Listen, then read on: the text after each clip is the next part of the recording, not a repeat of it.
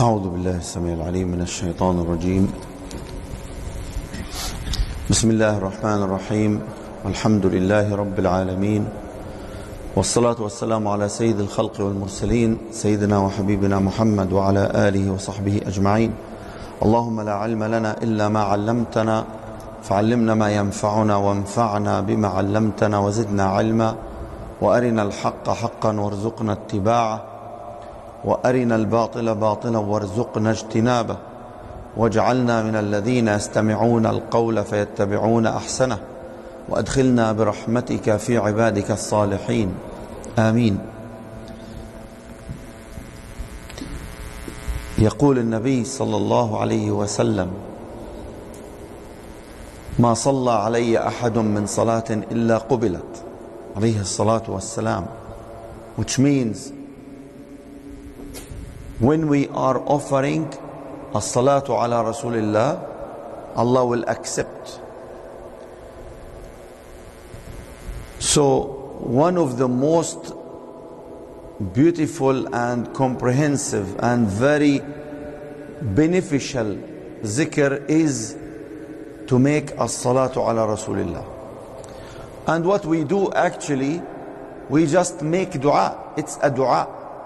We ask Allah subhanahu wa ta'ala to offer as-salah on the Prophet sallallahu alayhi wa sallam. We are making dua, and a reward for just what we make dua, the reward for us, that Allah subhanahu wa ta'ala will offer 10 times salah on us. And the word salah here from Allah subhanahu wa ta'ala on us, it means blessings, givings, mercy, forgiveness, and so on. So all this under the same name, prayer from Allah on us. Now, the Prophet ﷺ teach us how to make the dua. And Allah subhanahu wa ta'ala himself, He teach us how to make dua for Him subhanahu wa ta'ala. So Surah Al-Fatiha is a very symbolic way to do the dua. So the ending of Surah Al-Fatiha was the dua, and the beginning is how to start your dua. So you start your dua by praising Allah subhanahu wa ta'ala, by thanking Him subhanahu wa ta'ala. And the Prophet sallallahu alaihi wasallam, he teach us at the beginning of your dua, after you begin by praising Allah subhanahu wa ta'ala, you offer as-salatu ala Rasulillah. So the beginning is to praise Allah, to thank Him for His givings. And then you offer as-salah ala Rasulillah. And the best formula is Allahumma salli ala Muhammad wa ala ali Muhammad kama sallayta ala Ibrahim wa ala ali Ibrahim wa barik ala Muhammad wa ala ali Muhammad kama barakta ala Ibrahim wa ala ali Ibrahim fil alamin innaka hamidun majid. This is the best formula. And the Prophet ﷺ also asked us to end our dua by, again, as-salatu ala Rasulillah. So imagine now we started our dua by as-salatu ala Rasulillah, and it is accepted dua, as the Prophet ﷺ said. It is accepted dua. So Allah will act on it immediately. And we end our dua also by as-salatu ala Rasulillah, which is also accepted dua. Now, what is in between is our dua for ourselves. And Allah subhanahu wa ta'ala is the absolute generous, that He will accept the beginning of your dua and the ending of your dua, and He will leave the material in between. He's not doing that. Once you did this formula, Allah subhanahu wa ta'ala will accept the whole dua. Allah is shy from you that He will not accept your dua. He will accept. So this is the benefit of this formula in the dua. You start by praising Allah subhanahu wa ta'ala, and then you offer as-salatu ala Rasulillah, then you make your dua, then you end by as-salatu ala Rasulillah. So by this, you guarantee Allah will accept your dua. And this is really, many of people, they miss it. We just make the dua and we forget. But there is a way in the dua. So this is a blessings from Allah subhanahu wa ta'ala to us, by giving us this opportunity to learn and to get benefit from the seerah of the Prophet sallallahu alaihi wasallam. So the last halaqah, we reached to the first beginners to Islam, the first companions who accepted Islam. And the first companion was Khadija radiyallahu anha, and the second one was Ali radiyallahu anhu, and then Abu Bakr as-Siddiq, and then Zayd ibn Haritha. This is the beginners of Islam, 4. And then the daughters of the Prophet sallallahu alaihi wasallam, 4 of them. And then after that, Abu Bakr as-Siddiq, at the same day, he start making da'wah to Allah subhanahu wa ta'ala. The first day, Abu Bakr as-Siddiq make the da'wah. 6 from the biggest companion responded. Uthman ibn Affan, Abu Ubaidah ibn al-Jarrah, Abdul Rahman ibn Auf, Zubayr ibn al-Awwam, Talha ibn Ubaidillah. Those 6 companions who spreaded Islam, and whom the Islam was spreaded because of them. They offered a lot for this deen. And here I want to go through a little bit deeper about the beginners of Islam. So Islam started with these 6 people, and then more companions, they entered Islam, like Bilal radiyallahu anhu, Suhaib al-Rumi. So Bilal was from Ethiopia, he is not Arab. Suhaib not Arab. And then Ja'far ibn Abi Talib, he is from the noble family of the Prophet sallallahu alaihi wasallam. And then Khabbab ibn al-Arat, and he was a slave. And then Al-Arqam ibn al-Arqam, and they are a big family in Quraysh. And then the family of Ammar bin Yasir. So within 6 months, 30 men and 13 women accepted Islam. 6 months. 30 men and 13 women. So what is the characteristics of these people? Why they accepted Islam? Why are those the beginners of Islam? Why not other people? Because some people, they are delayed. They come later. But this is the first beginners to Islam. I'll tell you just how Sa'd ibn Abi Waqqas was one of the 6, how he accepted Islam. So Sa'd said, I have seen a dream. I saw I was walking in darkness, and I saw the moon was shining far away from me, and I look under the moon, I saw Abu Bakr as-Siddiq wa Abdul Rahman ibn Auf and Bilal. So I recognize, this is while he's sleeping, so I recognize that the full moon was Muhammad sallallahu alaihi wasallam. So immediately in the morning, he went to Abu Bakr as-Siddiq, and he told him his dream, and then Abu Bakr radiallahu anhu, he took him to the Prophet sallallahu alaihi wasallam, and he announced Shahada. Guess how old he was, Sa'd ibn Abi Waqqas. How old he was at this time? 15 years old. 15 years old. Al-Arqam ibn al-Arqam, 16 years old. Khabbab ibn al-Arat, 17 years old. Abu Bakr as-Siddiq was only the elder one, 38 years, and Uthman 34 years. So you can see that most of them were young.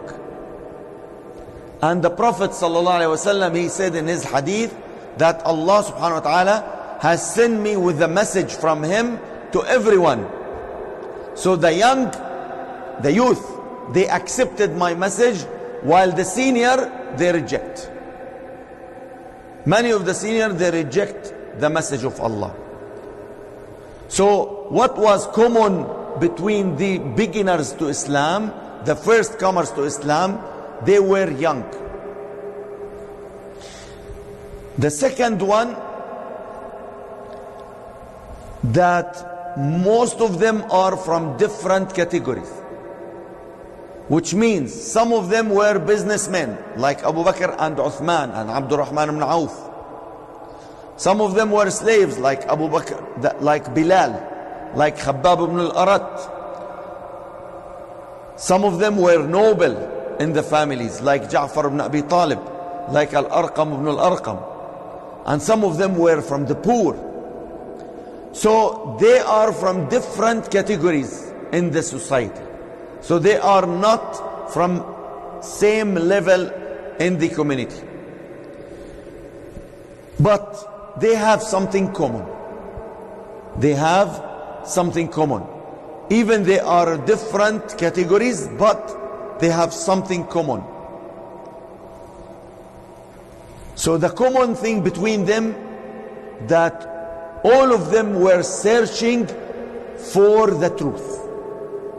All of them, they believe that there is a prophet from Allah is coming at this time. All of them, they rejected the worshipping to idols. All of them. And all of them were focused in their life, which means none of them was just passing the life without target. All of them was focused. He knows what to do. He knows what he wants. Many of people now, they just live the day as it comes. They don't have a target in their life. They don't have a vision for his future. So what do you want from your life? That is very important. Where you want to go, this is very important. And those beginners to Islam, they were focused. They never drink khamr, for example. They never make sujood to an idol. So why is that? Because they believe in the da'wah of Ibrahim alayhi salam. They believe that this is wrong. So they have the feeling to distinguish between right and wrong. So those first beginners, Allah subhanahu wa ta'ala recognized them in Al-Quran Al-Kareem by saying, وَالسَّابِقُونَ الْأَوَّلُونَ. Allah recognized them in Surah At-Tawbah. وَالسَّابِقُونَ الْأَوَّلُونَ مِنَ الْمُهَاجِرِينَ وَالْأَنصَارِ. So Allah subhanahu wa ta'ala recognized them. So these beginners to Islam, they enjoy by being the first people comes to Islam. And I will not forget the incident with Umar ibn al-Khattab radiyallahu anhu, when he became the Khalifa. So Abu Sufyan, the leader of Quraysh and the most noble person at that time, he came to see Umar ibn al-Khattab. So when he come in, he found that Bilal was sitting with him in his office. So they didn't allow him to enter. Wait until Bilal is finished. Then Suhaib came. So they entered Suhaib. And then they allow Abu Sufyan to go in. So Abu Sufyan get angry from Umar. And he said, "Oh Umar, I am Abu Sufyan, the leader of Quraysh. You were in a meeting with Bilal and you gave priority to Suhaib and you kept me waiting outside." Then look to the answer of Umar. He said, "Those are the beginners who entered Islam. Where are you at that time? What you was doing?" Then Abu Sufyan recognized that he was mistaken. Even Umar ibn Khattab, he acknowledged that. He said, "I wish I was just one hair in the chest of Abu Bakr as-Siddiq. He was pure by being the first man entered Islam, and I was lost like a camel lost his way in the desert." Even Umar acknowledged that to the beginners to Islam. A question: if we were living in that time, are we going to be from the first people accepted Islam? That's a question. That's a question. Some people, they say, "I wish I would live in that period. I will be supporting the Prophet ﷺ." But how do you know? Maybe you will be on the wrong side. That was not easy. But we have to believe that Allah subhanahu wa ta'ala has chosen for us to live in this period of time because it is the best for us. The best for us, for our dunya and for our day after, for our akhirah. You never know what could happen if you was there in the time of the Prophet ﷺ.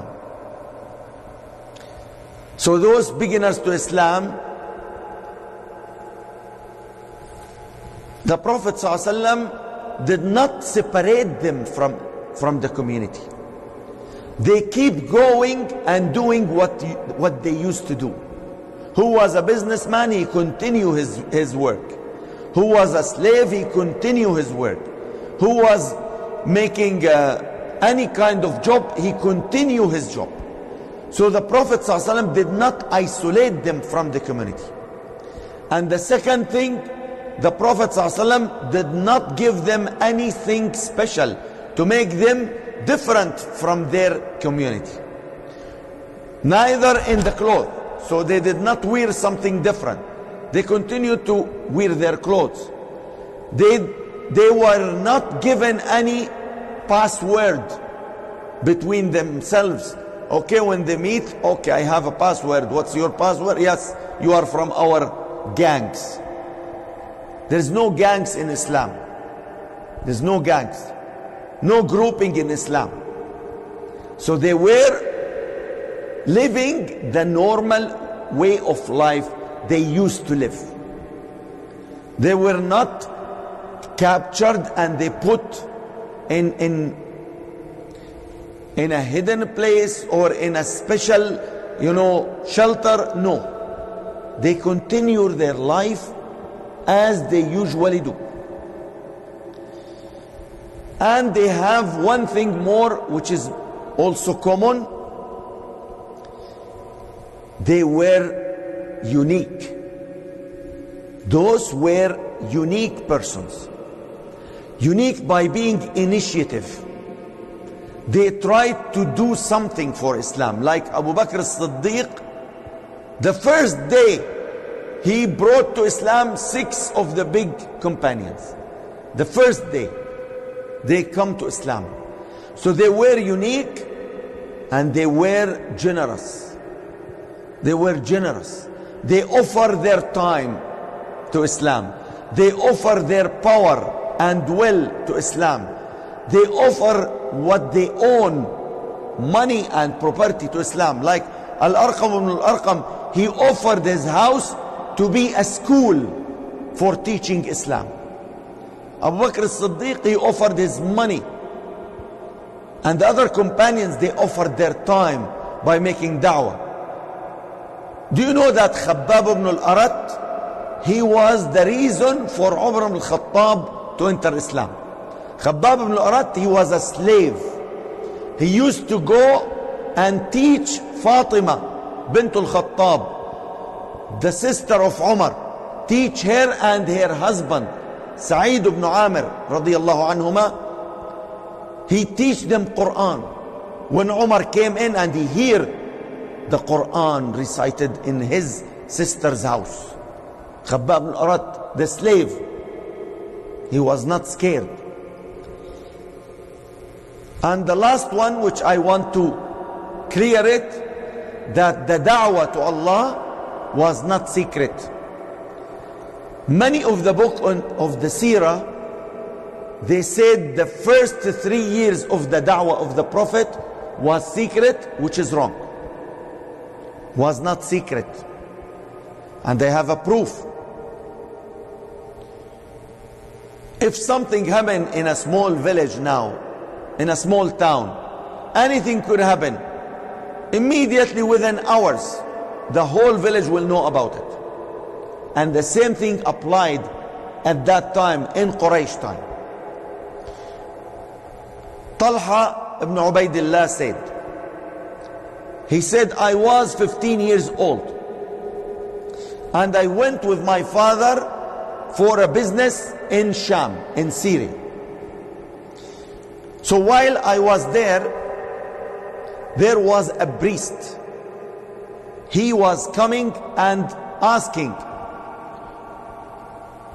is there anyone from the city of Al-Haram, the sacred city? Is there anyone from the sacred city? Then I hear them, I said, yes, I am from Mecca. Then the priest asked him, have you heard about Ahmad? Sallallahu Alaihi Wasallam. Have you heard about Ahmad? Then I said, who's Ahmad? Because this name was not in the Arab dictionary. Ahmad. No one was given this name before. So the priest replied, he said, he's the prophet of this time. He's the prophet of Allah for this time. And he will show up very close to your city, from your city. Then I asked him, Talha said, is this going to happen? He said, yes. Don't miss him if you find him. The priest telling Talha, don't miss him if you find him. Then Talha, the 15 years old, he said, we go back after we finish our business, we go back to Mecca. And the first day I reached Mecca, I asked the people of Mecca, is there anything happen in Mecca while I was away? They said yes. Muhammad claimed that he's a prophet from Allah, and Abu Bakr as-Siddiq followed him, and Abu Bakr followed him. Then Talha said, I immediately went to Abu Bakr and I asked him, and he took me to the Prophet of Allah and I declared Shahada. So now you can see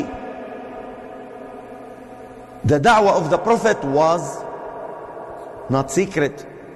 And the first day Allah subhanahu wa ta'ala, He instructed the Prophet sallallahu alaihi wasallam to announce the da'wah. Ya ayyuhal muddathir, qum fa'andhir. Get up and call people to Allah. The first day after he received the da'wah, he was given the order to call people to Allah, and he called all the tribes of Mecca and he gathered them near the mountain of As-Safa and he declared it, sallallahu alaihi wasallam. So the da'wah was not secret, it was clear and open to people. So those beginners to Islam, the first people who accepted Islam, were very special. And the Prophet of Allah sallallahu alaihi wasallam and Abu Bakr as-Siddiq, they were choosing people whom they want to call to Islam. So they did not call everyone, because the beginning of this matter was not easy. So they need a special people with a special skills. So when you have a big project to do, you have a special project to do, so you need the special skills to start the project. Once your project is started and start getting up and start getting the momentum, then you can get everyone to share and to join. So that's how Islam started. Islam started with a special people, and that's why in the book of Seerah they think that it was secret, but it wasn't secret. It was by choosing. So the Prophet ﷺ, he wants that. Why the Prophet ﷺ, for example, he announced in the public, "Oh Allah, give dignity to Islam," by offering Islam to Umar ibn Khattab or Amr ibn Hisham. So he declared it. So he wants one of these to enter Islam. So this gives you the meaning of what I'm saying, that he was choosing the people at the beginning of Islam whom he wants to support the da'wah, to help his da'wah, sallallahu alaihi wasallam. And all these beginners to Islam were chosen. So if we really want to be like them, we have to be unique. We have to be enjoying a special skills. We have to be initiative. We have to love Islam. That's how these people, they start the da'wah. Love Islam. And love is not by words, it's by actions. Like Abu Bakr as-Siddiq, with his little knowledge about Islam, he spread the da'wah from the first day. He offered his money, and he used to go every day to free the slaves who was under torture by Quraysh. And his father, the father of Abu Bakr, is telling him, "You are wasting your money. You are taking these weak people. If you want, you can buy a strong slaves to help you." He said, "I am not buying them for this. I'm just free them for the sake of Allah." So they are initiative. They think about Islam. Their mind was set how to make Islam successful, how to make this da'wah to spread in the world. That's what makes them unique, and that's what makes the Islam to spread strongly and reach to us here. والحمد لله رب العالمين. اللهم اجمعنا على ما يرضيك واجعلنا من المتحابين فيك. اللهم اجعل جمعنا هذا جمعا مباركا مرحوما وتفرقنا من بعده معصوما، ولا تجعل منا ولا فينا شقيا ولا محروما. اللهم إنا نسألك رضاك والجنة، ونعوذ بك من سخطك والنار. اللهم اغفر لنا ذنوبنا وإسرافنا في أمرنا، وثبت أقدامنا، وانصرنا على القوم الكافرين. اللهم أصلح لنا ديننا الذي هو عصمة أمرنا، وأصلح لنا دنيانا التي فيها معاشنا، وأصلح لنا آخرتنا التي إليها معادنا، واجعل الحياة زيادة لنا في كل خير، واجعل الموت راحة لنا من كل شر يا أرحم الراحمين. اللهم إنا نسألك صحبة حبيبنا محمد صلى الله عليه وسلم. اللهم ربنا قد حرمنا صحبته في الدنيا، فلا تحرمنا إياها في الآخرة يا ذا الجلال والإكرام. اللهم زدنا ولا تنقصنا، أعطنا ولا تحرمنا، أكرمنا ولا تهنا، انصرنا ولا تنصر علينا، اهدنا ويسر الهدى لنا. اللهم ربنا آتنا ما وعدتنا على رسلك، ولا تخزنا يوم القيامة، إنك لا تخلف الميعاد. اللهم لا تجعل لنا في مقامنا هذا ذنبا إلا غفرته، ولا هما إلا فرجته، ولا عيبا إلا سترته، ولا مريضا لنا إلا شافيته، ولا غائبا إلا لأهله سالما رددته، ولا حاجة لنا من حوائج الدنيا والآخرة إلا يسرتها وقضيتها يا قاضي الحاجات يا مجيب الدعوات. اللهم بدل سيئاتنا حسنات، اللهم بدل سيئاتنا حسنات. اللهم ربنا هب لنا من أزواجنا وذرياتنا قرة أعين واجعلنا للمتقين إماما. ربنا هب لنا من أزواجنا وذرياتنا قرة أعين واجعلنا للمتقين إماما. اللهم آتنا في الدنيا حسنة وفي الآخرة حسنة وقنا عذاب النار. وصل اللهم وسلم وبارك على سيدنا ونبينا محمد وعلى آله وصحبه وسلم. سبحانك اللهم وبحمدك، أشهد أن لا إله إلا أنت، أستغفرك وأتوب إليك.